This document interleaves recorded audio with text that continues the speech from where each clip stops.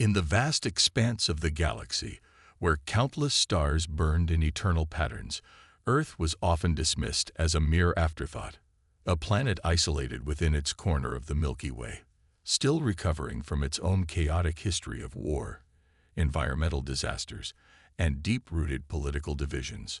Among the galactic empires, powerful civilizations spanning hundreds of worlds, Earth was nothing more than a relic of a forgotten past.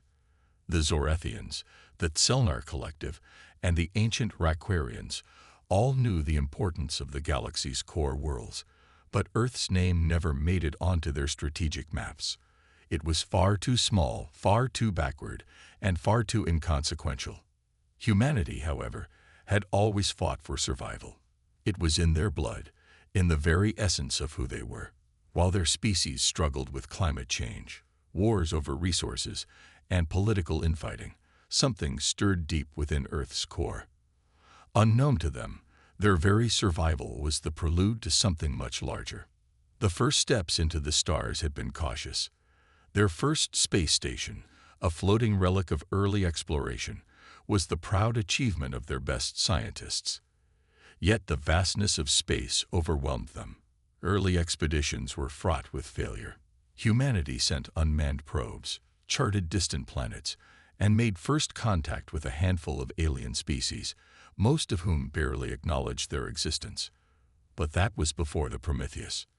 The Prometheus was humanity's boldest venture yet, an experimental interstellar ship powered by the new theories of faster-than-light travel discovered by a team of brilliant scientists. When it launched, there was little fanfare. The crew, mostly military personnel, and a handful of civilian experts, were given no illusions of grandeur. They were simply tasked with mapping the nearby star systems, nothing more than a routine mission.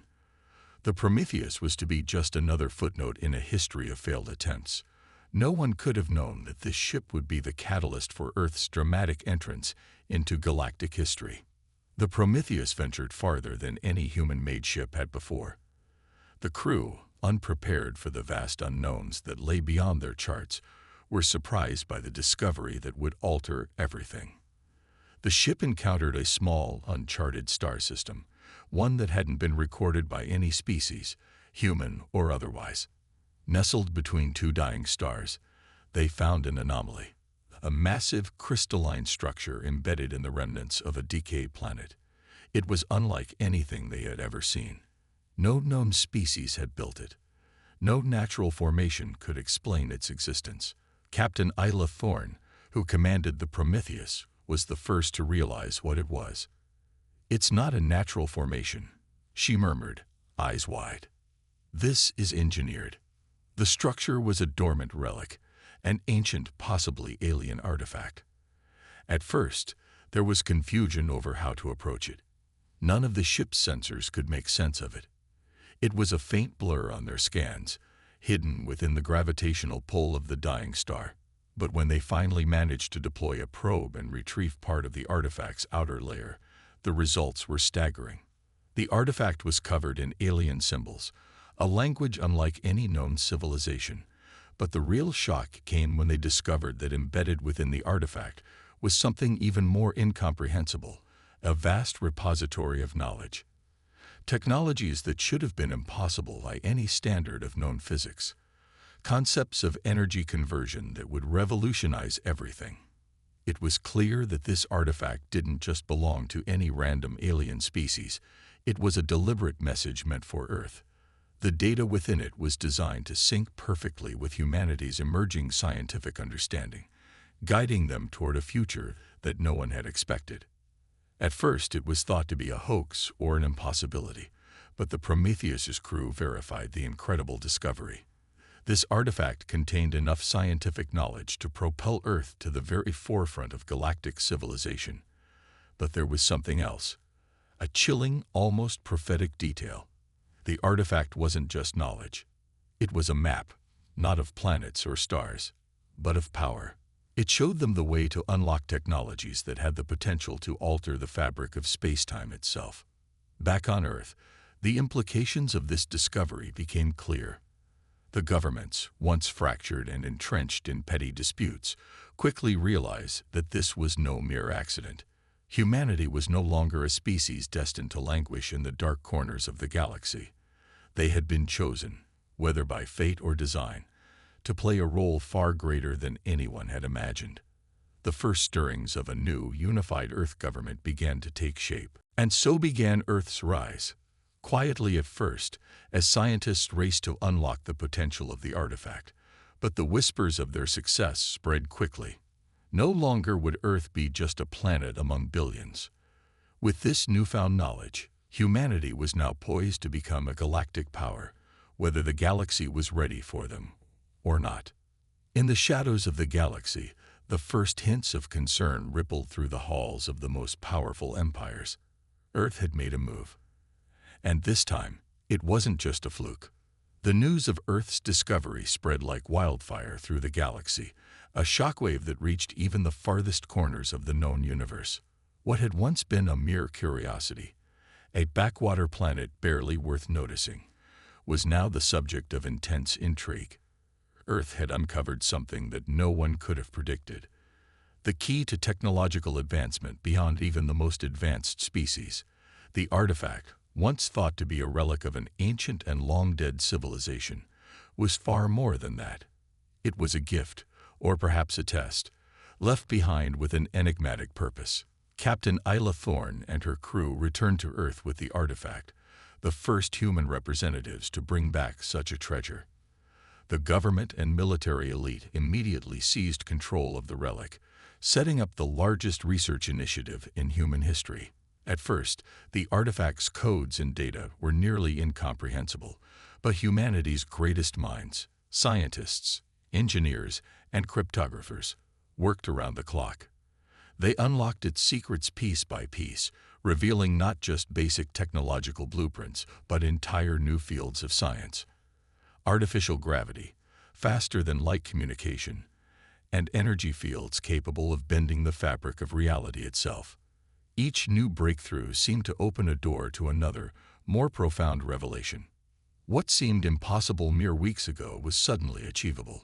Within months, Earth had developed an entirely new propulsion system, capable of reaching the farthest stars in a fraction of the time it once took. It wasn't just speed. It was a revolution in how energy was harnessed, how ships were built, and even how the very nature of space itself could be manipulated. These innovations pushed Earth far beyond its former limits. They weren't just entering the galactic stage. They were beginning to redefine it. And then came the first contact with another civilization. The Zorethians, a race that had long ruled by brute force and fear, had been monitoring Earth's sudden rise. When they detected Earth's first fully functional FTL ship, the Vanguard, leaving its solar system, they were intrigued but also deeply worried. For centuries, the Zorethians had controlled vast regions of space, enslaving weaker species and crushing any resistance. No one had ever dared challenge their dominance. But Earth's rapid ascent was too sudden to ignore. The Zorethians decided to make contact, though not out of curiosity, but rather to assess the potential threat. A Zorethian emissary ship arrived at Earth's outer orbit, broadcasting a simple message in a language that the humans could understand, thanks to the artifact's data. The message was a warning. Earth was entering a galaxy already divided and ruled by ancient powers. It suggested that humanity remain in its corner of the universe, away from the politics and conflicts that shaped the galaxy. The Zorethians, with their superior numbers and centuries of dominance, expected Earth to submit to their will. Earth, however, did not take kindly to threats.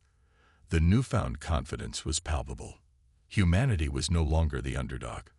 They had something the galaxy had never seen, innovation born from the most unexpected of places. Earth's leaders, rather than retreating in fear, issued a challenge in return. They would not be subjugated. They would not be cowed. The Zorethians, amused at first, underestimated the humans' resolve. They sent a fleet to Earth's doorstep, prepared to remind this fledgling species of their place in the grand scheme of the galaxy. But they had miscalculated. The fleet that arrived at Earth's doorstep was met with an unexpected surprise. Human ships, though few in number, had been equipped with the new technology gleaned from the artifact. Shields that could withstand the fiercest of Zorathian blasts, energy weapons capable of piercing their advanced hulls, and precision targeting that allowed Earth to strike with deadly efficiency. The first engagement was swift, the Vanguard's laser beams cutting through the Zorathian ships like a hot knife through butter. The Zorathians quickly learned that humanity was not a species to be underestimated. The battle didn't last long. By the time the Zorathian fleet retreated, half its ships had been destroyed, and Earth's position in the galaxy had fundamentally changed. No longer was Earth the weak, unimportant planet they had once been. They had proven that their resolve, combined with the knowledge of the artifact, made them a force to be reckoned with. The Zorathians, humbled and enraged, pulled back to their territories, but the message had been sent, and it resonated across the galaxy. The news of Earth's victory traveled faster than light, igniting a wave of uncertainty among the galactic powers. No one had expected Earth to rise so quickly, to fight so fiercely. The galaxy was shifting, and every empire knew it. Earth, once dismissed as insignificant, was now on the radar of every major galactic power, and humanity had only just begun to show what it was capable of. The shockwave of Earth's unexpected victory reverberated throughout the galaxy, shaking the foundations of the power structures that had existed for millennia. No one had ever dared to challenge the Zorathians and lived to tell the tale. The Zorathian Empire, once the epitome of dominance and terror, was now forced to retreat in humiliation, their pride wounded by a race they had long considered inferior. For the first time in centuries, an entire empire was forced to question its own supremacy, and that question echoed through the halls of power in the Galactic Council, where whispers began to circulate about Earth's rise. However, the Zorathians were not a species to accept defeat without retaliation. Their emperor, Zorath the Unyielding, seethed with rage. The Empire had never encountered an enemy quite like humanity, and the thought of Earth's rise was intolerable to their centuries-old rule. In their minds, this was not just a matter of military might. It was a challenge to the very order of the galaxy itself. If Earth's victory went unpunished, it would inspire rebellion across the Empire, shaking the stability they had fought so hard to maintain. A Zorathian task force was quickly assembled, led by the Emperor's most trusted general, Vornak the Conqueror. This fleet was not meant for diplomacy or negotiation. It was a show of force, a statement that humanity's momentary victory would be nothing more than a fleeting dream. The Zorathians' message was clear. Earth would submit or face annihilation. On Earth, the sudden arrival of the Zorathian fleet sent waves of anxiety across the planet. Earth had won their first victory, but it had come at a high cost. The Vanguard had been damaged in the battle, and their fleet was still small, barely enough to defend their homeworld, let alone challenge an entire empire. Despite this, Earth's leaders refused to back down. The Council of Earth, a newly formed governing body uniting the world's nations, convened in an emergency session. The decision was unanimous. Earth would not surrender. Captain Isla Thorne, now a hero among humans, was called back into action. She had proven herself capable in the heat of battle, and her leadership was needed now more than ever. The Earth fleet, though outnumbered, was ready to defend their home. The knowledge from the artifact had given humanity an edge, but that edge would be tested to its limits in the coming days. The Zorathian fleet entered Earth's solar system with frightening speed, their massive warships casting long shadows over the planets below. The humans had less than a day to prepare. As the Zorathian ships neared the orbit of Mars, Earth's newly equipped defenses came online. A series of planetary shields surrounded Earth, constructed with the energy fields discovered in the artifact. The fleet's weapons were recharged, and new technologies powered by the artifact's blueprints hummed to life, ready to face the impending onslaught. The first encounter came on the fringes of the asteroid belt, just outside of Earth's atmosphere. The Zorathians, eager to strike quickly, launched a barrage of heavy plasma fire, shattering the calm of space. But the humans had anticipated this. As the Zorathian ships unleashed their weapons, Earth's defense grid activated, and a series of high-energy shields deflected the incoming blasts, sparking with electric fury but holding firm. The Zorathians had never encountered technology quite like this, advanced enough to withstand their deadliest attacks.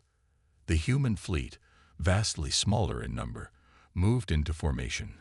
Captain Thorne's ship, the Defender, led the charge, its sleek silhouette cutting through the darkness of space with terrifying speed. The humans were faster, more maneuverable, and more adaptable than the Zorathians could have imagined. Their weapons, still new but deadly accurate, fired in perfect synchronization, hitting the Zorathian ships at their weak points. Explosions rippled across the Zorathian fleet as energy beams ripped through hulls, and once imposing warships were reduced to flaming debris. But the Zorathians were not so easily deterred.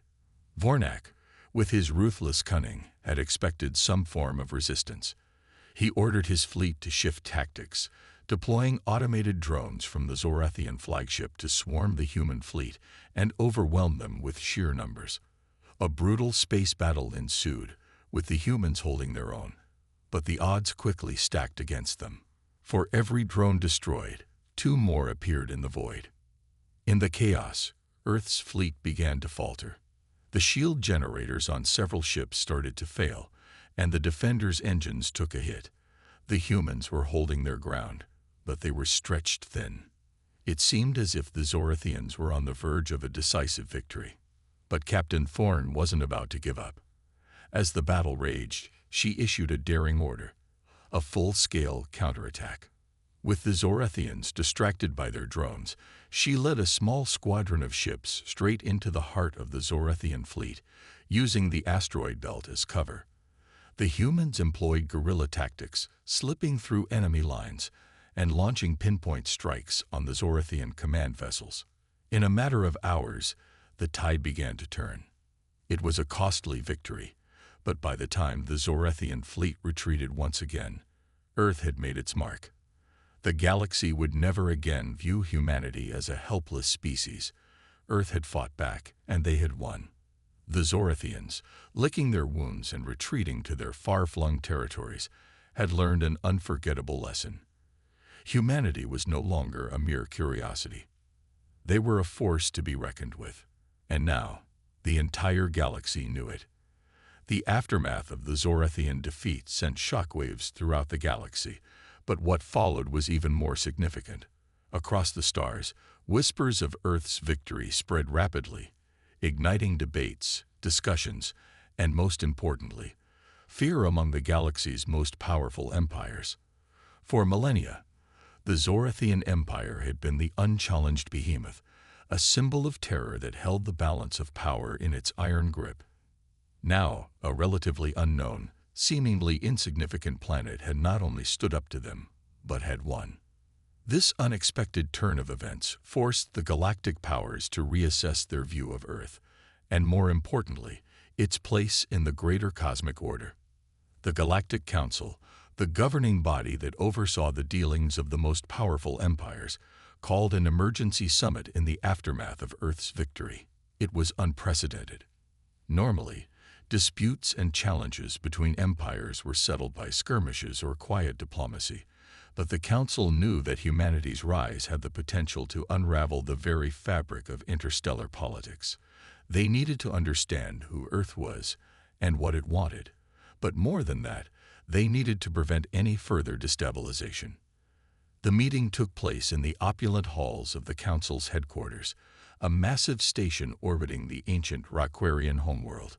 Representatives from the Selmar Collective, the Grolex Confederacy, the ancient Seraphim Dominion, and the Relatian Collective filled the vast chamber, each species more curious than the last. They were not there to exchange pleasantries. They were there to understand how this insignificant world had become a galactic power, seemingly overnight. At the heart of the council chamber, Earth's representative, Counselor Michael Harris, stood before them.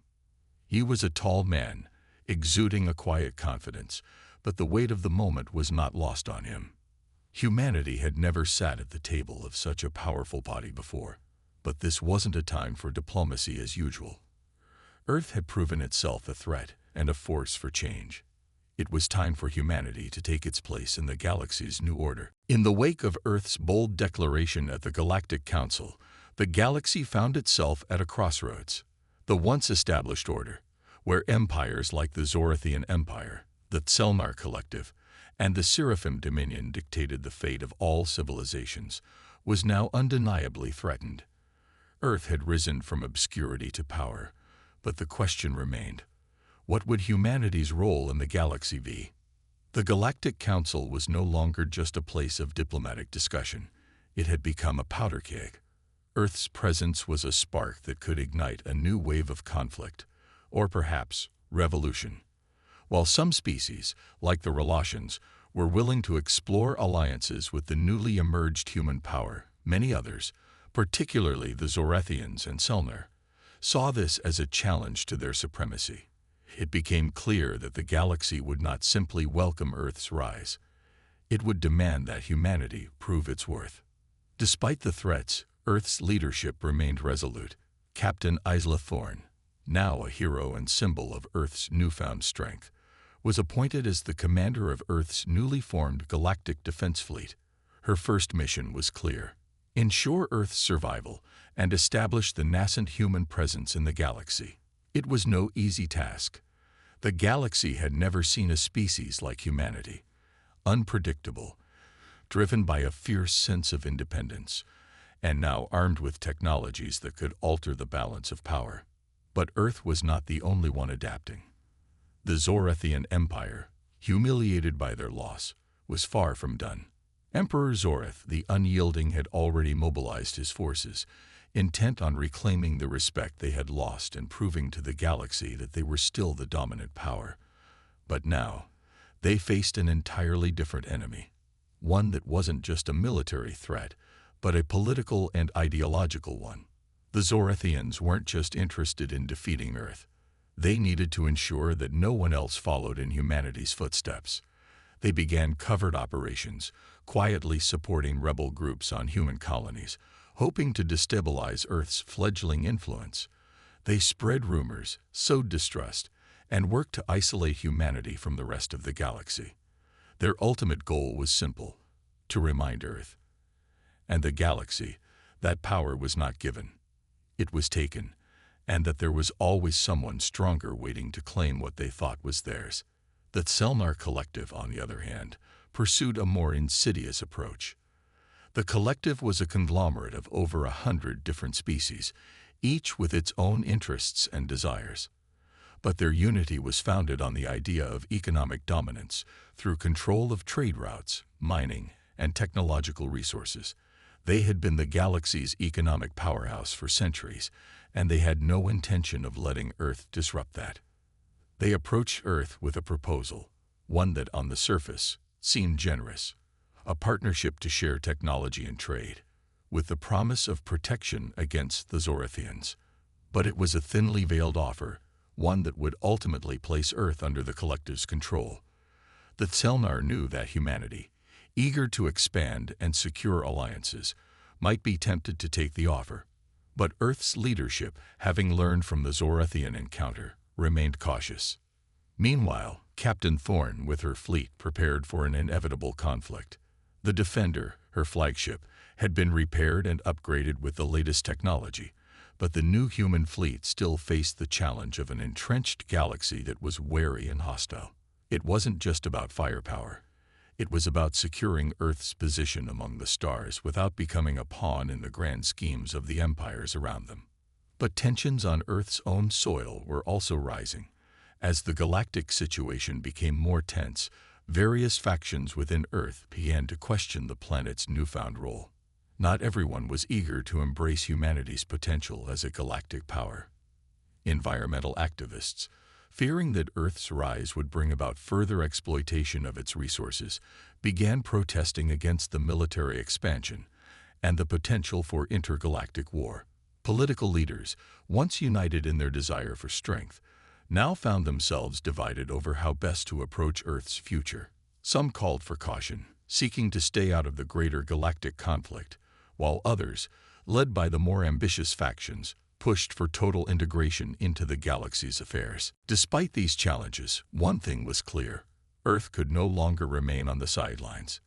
The galaxy was rapidly evolving, and humanity's role was no longer just about survival.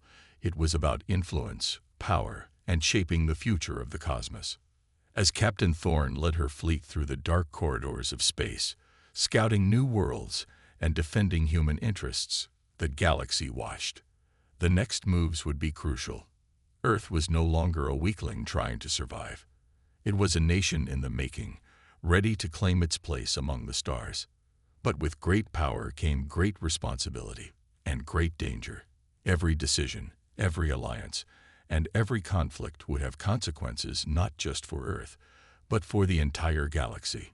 And as Earth prepared to face the rising storm of galactic politics, the question lingered: would humanity become the force that reshaped the galaxy, or would it become another pawn in the game of empires too old and too powerful to fall? The answer was still to be written. In the months following Earth's bold entrance into the galactic stage, the tension only deepened. The galaxy, a vast network of warring and cooperative empires, had never been quite so uncertain. Earth had become a symbol of both hope and fear. Hope for some, that a new power might bring balance and peace. Fear for others, that the rise of this unpredictable species would disrupt their carefully maintained control over the galaxy. The Zorethians, having learned the hard way not to underestimate humanity, were licking their wounds, but they were not content to simply withdraw. Emperor Zoreth the Unyielding, burned by his previous defeat, had set his sights on revenge, not just against Earth, but against any empire that dared to show weakness. In the months since their retreat, they had been quietly rebuilding their strength, mobilizing a fleet large enough to challenge anyone who dared question their dominion. At the same time, the Tselnar Collective was playing a dangerous game of diplomacy. They knew that humanity's place in the galaxy was inevitable, but they sought to ensure that Earth remained under their thumb. By offering trade alliances and weapons technology, the Tselnar were slowly ensnaring Earth in a web of economic dependency. While on the surface, these agreements seemed like steps toward cooperation, the Collective's true intentions were clear: to bind humanity's resources and technology to their own ambitions. Despite these challenges, Captain Isla Thorne remained focused on her mission: to protect Earth's sovereignty and ensure that humanity's future in the galaxy was not dictated by older powers. She and her fleet had become seasoned in dealing with threats, but the game had changed. Earth was no longer an innocent newcomer. It was a target. The first sign of an impending conflict came when a strange fleet of warships, bearing no identifiable markings, appeared on the edge of Earth's territory. The ships were advanced, their technology nearly on par with the humans' new innovations from the artifact. At first, humanity assumed it was another test from the Zorethians, or perhaps a new faction wishing to test their strength. But when the ships entered the solar system without any communication, Earth's military responded swiftly, setting up defensive positions around Mars and Earth itself.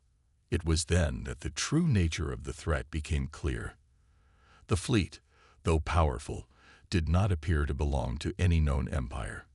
Instead, they sent a chilling message to Earth's military: "We come from the remnants of the destroyed ones. Your world will be the next to fall. Prepare yourselves." The message sent a wave of unease throughout Earth's leadership. No one knew who the destroyed ones were. No record of them existed in the galactic archives. But the warning was unmistakable, and the threat was clear. Earth was not just facing a political struggle. It was about to be drawn into something far more sinister. Captain Thorne, at the helm of the Defender, prepared her fleet for the worst. The mysterious fleet was unlike any enemy they had encountered. Their ships seemed to bend space itself, shifting and warping in a way that defied conventional understanding. Despite their appearance, these ships were not unarmed. They were armed with weapons that sent jolts of fear through the human forces, capable of ripping apart even the toughest of shields. As Earth's defenses prepared for combat, A second message was sent, a warning, not just to humanity, but to the entire galaxy. We will cleanse the universe of your kind. You are all dust beneath our feet. The unknown fleet, now identified as the remnants of a lost civilization, began to approach Earth's fleet, and within hours, the first shots were fired. The battle that followed was unlike any Earth had experienced. The enemy's ships employed tactics that seemed impossible to counter, swarming, appearing out of thin air, and striking in unpredictable patterns. The Defender and her fleet struggled to adapt, outmaneuvered by the alien force's technology and tactics. But Captain Thorne, ever the strategist, quickly realized that the enemy was not using conventional methods. They were testing Earth. This wasn't a full-scale invasion yet. This was a warning. The attacks were sporadic, designed to test Earth's reaction, not to destroy. But the enemy was powerful, their technology far beyond anything Earth had seen, and their resolve appeared unbreakable. Earth's fleet was pushed to its limits, with several ships heavily damaged in the opening salvo. However, Thorne remained determined. She had a theory. This force, this civilization, had been destroyed in a cataclysm, and now they were hunting down survivors, wiping out any remnants of the old order. Their rage was not just aimed at Earth. It was a vendetta against the galaxy itself. In the midst of the chaos, the Zorethians made their move. Seeing the opportunity to exploit the confusion, they launched a surprise assault on Earth's outer defenses, hoping to strike while the humans were occupied with the unknown fleet. What followed was a brutal two-front war. Earth, stretched thin between the Zorethians and the mysterious Destroyed Ones, was now fighting for survival on all fronts. Captain Thorne, knowing that Earth could not afford to lose both battles, sent out a desperate call for allies. The Tselnar, though hesitant, saw this as an opportunity to advance their own interests and agreed to send reinforcements. But the arrival of their forces came with a price. Earth would have to honor the economic and trade agreements, fully binding them to the Tselnar collective's influence. With Earth's fleet slowly regaining its footing, the tide of battle began to turn. The Zorethians, unable to maintain their assault on multiple fronts, began to withdraw, temporarily defeated but not broken. The mysterious fleet, now identified as the survivors of a forgotten war, continued their assault with increasing fury, but they were facing an unexpected resistance from the humans, and now from their allies. As the battle raged on, the galaxy's balance was shifting yet again. Earth had been tested and had not fallen, but the cost of survival was high, and the price of alliances would soon become clear. One thing was certain: the age of peace in the galaxy was over, and a new storm had begun to brew. A storm that would define the future of Earth and the galaxy itself. The war on two fronts had drained Earth's resources, tested its alliances, and proved just how fragile peace in the galaxy truly was. Captain Isla Thorne, battered but unyielding, stood at the helm of the Defender once more, overseeing a crucial strategy meeting. The galaxy had never seen humanity at this scale before, fighting for survival, not just for itself, but for an uncertain future. The Zorethians, after retreating from the initial assault, had regrouped, their pride shattered, but their resolve hardened. They would return. That much was certain. But it was the mysterious fleet of the Destroyed Ones that haunted Thorne's thoughts. Their technology was incomprehensible, their motives unclear, and their rage palpable. With each skirmish, they grew more relentless, attacking not just Earth, but anything and anyone in their path. The latest report from Earth's fleet was grim. A massive cluster of Destroyed One ships had appeared near the fringe of Earth's territory, a swarm of darkness blotting out the stars. It was only a matter of time before they made another move. Thorne knew that a decisive counterstrike was necessary, but Earth alone could not face them. No fleet, no matter how determined, could stand against such an overwhelming force. The solution, however, was even more complicated.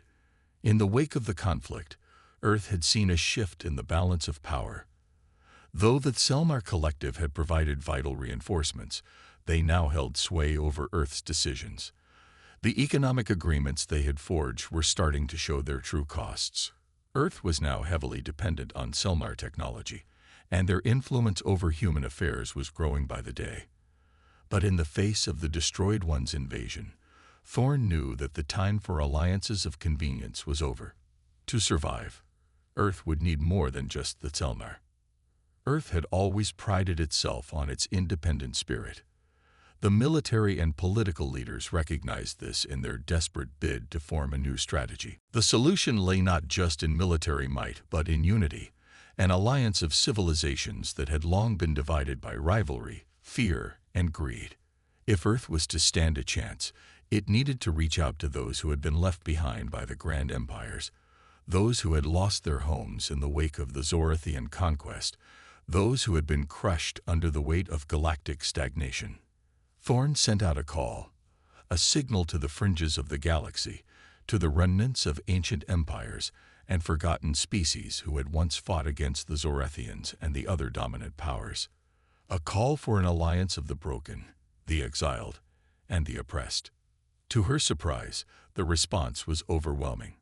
From the nomadic Erathians, once enslaved by the Selmar collective, came a fleet of sleek, fast ships, their warriors known for their relentless raids against the Zorathians in ages past. From the Valans, an aquatic species from the distant moon of Saber, came a force of marine vessels capable of adapting to any environment, their technology focused on bioengineering and rapid adaptation. And from the ancient remnants of the Ilthar coalition, a race of scholars and tacticians whose homeworld had been destroyed during the rise of the Zorathian Empire, came a small but elite fleet of high-tech warships equipped with quantum-level communication systems that allowed for instant coordination across vast distances. Together, they formed an alliance unlike anything the galaxy had seen before, a coalition of species bound not by old political ties, but by a shared history of struggle and loss. Each fleet brought its own strengths, its own specialized knowledge, and most importantly, its own will to fight. In the face of annihilation, they had united, and they had chosen to stand with Earth, not as a reluctant ally, but as equals. The newly formed Alliance of the Broken was born, and with it came a new hope for the galaxy. The first coordinated assault between Earth's fleet and their new allies was set into motion. Thorn knew it wouldn't be easy. These species had been fractured for generations. But the Destroyed Ones, with their relentless assault and dark technology, had forced them into this alliance. If they were to survive, they would have to fight as one. The stage for the next great battle was set. The Alliance of the Broken, now a formidable force, would face the oncoming storm of the Destroyed Ones. The battle would take place near the Nebula of Ages, a vast expanse where star systems had once flourished, but were now lost to time and war. The Destroyed Ones, having already attacked several nearby colonies, were expected to converge on the region. Captain Thorn, standing in the command center of the Defender, looked out at the stars. She had never imagined that Earth would stand at the center of a galactic war. Yet here they were. Humanity's fight had become the galaxy's fight. The choices made in the coming days would determine the fate of not only Earth, but all those who had joined in the alliance. "Ready the fleet," Thorn commanded, her voice steady, though a storm raged within her. "We strike at dawn." The ships of the alliance, sleek Erathian warships, Valan biovessels, and Ilthar command ships, lined up beside Earth's own fleet, a testament to what could be achieved when even the broken could rise. Each ship, each species, carried a heavy weight, the hopes of those who had suffered, and the desire for a future where they would no longer be ruled by empires that cared little for their existence. As the first waves of the Destroyed Ones approached, the galaxy held its breath. The outcome of this battle would be decisive. Victory would mean survival, unity, and a new order. Failure would mean destruction and the end of all they had fought for. The stakes had never been higher. And in that moment, Captain Thorn knew one thing for sure. Earth would not fall. Not today. The battle at the Nebula of Ages unfolded in a chaotic blur of fire, light, and destruction. The destroyed ones, relentless in their assault, descended upon the gathered fleets with a fury that seemed unstoppable. Their ships, dark and monolithic, moved with unnatural precision, their weaponry disintegrating entire formations of Allied vessels with terrifying efficiency. The galaxy had never faced such a foe, a force seemingly beyond the understanding of even the most advanced civilizations. But the Alliance of the Broken was not without its own strengths. The Erathians, known for their unpredictable combat tactics, launched hit-and-run strikes that kept the destroyed ones off balance. The Valans, their ships designed for extreme adaptability, shifted tactics with every engagement, using the nebula's dense fields to hide, retreat, and strike again with devastating force. The Ilthar coalition, with their quantum communication networks, allowed the fleets to coordinate in real time, staying one step ahead of the enemy. At the heart of the battle, Captain Isla Thorne piloted the Defender alongside the Earth fleet, pushing forward with a fierce determination. The ships of Earth's new military alliance fought alongside the others, humanity's soldiers now seasoned and resolute, understanding that this fight wasn't just for their survival, but for the future of the galaxy itself. The battle was not just fought in space. It was a war of ideologies. The destroyed ones, whose very existence had been reduced to shadow and rage, sought to extinguish all that had risen from their fall. They believed in the purging of the universe, in the destruction of everything they once knew in order to rebuild it in their own twisted image. Their technology, capable of warping the very fabric of space, made them almost unbeatable, but their weakness lay in their singularity of purpose. They were consumed by their vengeance, unable to adapt in the face of such a multifaceted resistance. Captain Thorne, watching the chaos unfold, realized that the key to victory lay not in brute force, but in outsmarting the destroyed ones. Their ships were powerful, but they lacked the flexibility and ingenuity that had always been humanity's greatest strength. She had seen it before in Earth's military struggles. When the odds were stacked against them, it was human creativity and determination that had turned the tide. With a calculated risk, Thorne ordered her fleet to break formation and engage the destroyed ones on multiple fronts. By splitting their forces, Earth's fleet would force the enemy to stretch their resources thin. It was a dangerous move, but it had to be done. As Earth's ships darted into the nebula's dense gas clouds, creating disorienting patterns that the enemy struggled to follow, the destroyed ones faltered. They were used to predictable combat, to overwhelming firepower. Now, they were being outmaneuvered. The turning point came when the Ilthar coalition's elite fleet managed to breach the core of the destroyed one's formation. Their ships, equipped with subspace jamming technology, interfered with the enemy's communications, creating a momentary collapse in their coordination. It was during this fleeting opening that Thorne ordered a full assault. Earth's ships, along with their allies, broke through the enemy defenses and struck at the heart of the destroyed one's fleet, its central command vessel. The battle that ensued was fierce. The Defender led the charge, her weapons unleashing wave after wave of destructive fire upon the enemy flagship. For what felt like an eternity, the ships of the Alliance poured their might into the heart of the destroyed one's command ship, but it seemed impervious to all but the most precise of attacks. Then, a breakthrough. A single shot, fired by a Valan bioengineered missile, pierced the flagship's outer layer, and the core of the ship detonated in a blinding flash of light. The destroyed one's flagship shattered, and with it, their command structure collapsed. The remaining ships, suddenly leaderless and disorganized, were picked off one by the relentless onslaught of the Alliance. Victory came swiftly after that. The enemy fleet, now leaderless and in disarray, scattered into the void, their purpose shattered along with their ships. Earth and its allies had won. Against all odds, they had defeated the destroyed ones and ended their campaign of destruction. As the dust settled, and the surviving ships of the Alliance regrouped, Captain Thorne took a moment to reflect. The cost had been high. Many ships had been lost, and countless lives were sacrificed.